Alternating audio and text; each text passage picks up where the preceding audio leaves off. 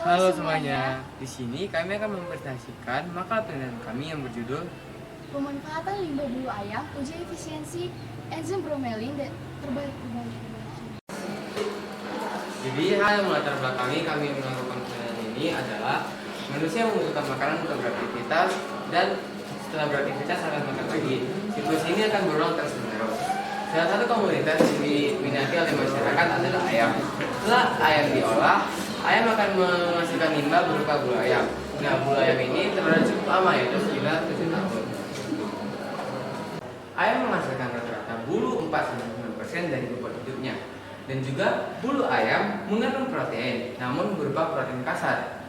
Dan protein kasar ini hanya dapat di tingkat pencernaannya sekitar 5,58%.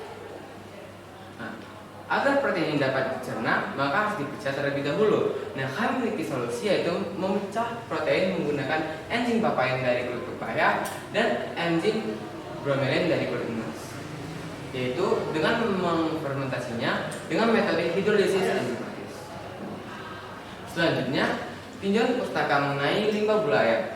Limbah bulu ayam merupakan limbah dari hasil pemotongan ayam agar dapat dikonsumsi.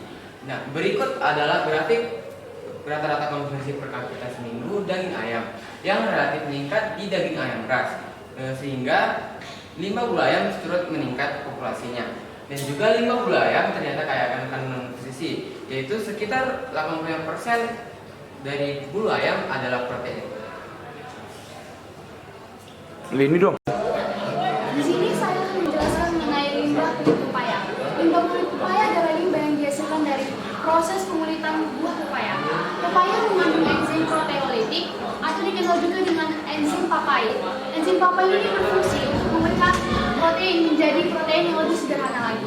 Dapat kita lihat dari grafik ini bahwa rata-rata konsumsi per kapita seminggu buah pepaya relatif meningkat dari tahun ke tahun, sehingga dapat kita simpulkan bahwa limbah kulit pepaya akan turut meningkat dengan meningkatnya rata-rata konsumsi per kapita seminggu buah pepaya. Selanjutnya, limbah kulit nanas. Limbah kulit nanas merupakan limbah yang dihasilkan dari proses pengulitan buah nanas. Di dalam kulit nanas terkandung enzim bromelin. Bromelin ini tergolong ke dalam kelompok enzim protease sulfitril yang mampu menguraikan struktur molekul protein menjadi asam-asam amino. Berdasarkan Badan Pusat Statistik Kabupaten Toba, total produksi buah nanas di Kabupaten Toba pada tahun 2023 sebesar 421 kuintal. Dan 1 kilogram buah nanas dapat menghasilkan 250 gram limbah kulit nanas. Untuk pakan ikan adalah makanan yang dikonsumsi ikan untuk memenuhi kebutuhan nutrisinya. Jadi dapat kita lihat di sini standar yang harus kita perhatikan, standar fisik yang harus kita perhatikan dalam pakan ikan ialah lama mengapung minimal 12 menit, ukuran 4 mm sampai 8 mm, dan juga harus pH 6,5 sampai 8.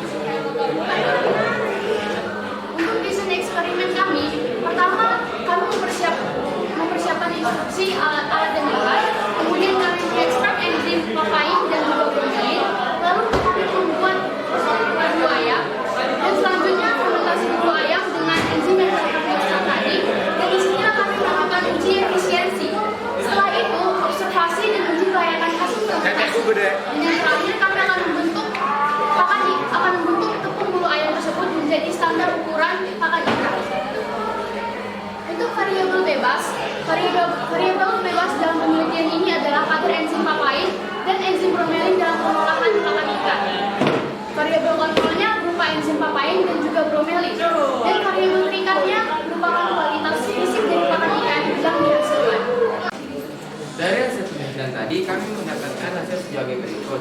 Dengan sampel terbaik adalah sampel dengan bromelin kadar 10% yang menghasilkan pH relatif netral. Nah, dari hasil fermentasi tadi, sampelnya dapat dibentuk menjadi pelet dan memenuhi standar fisik yang berlaku.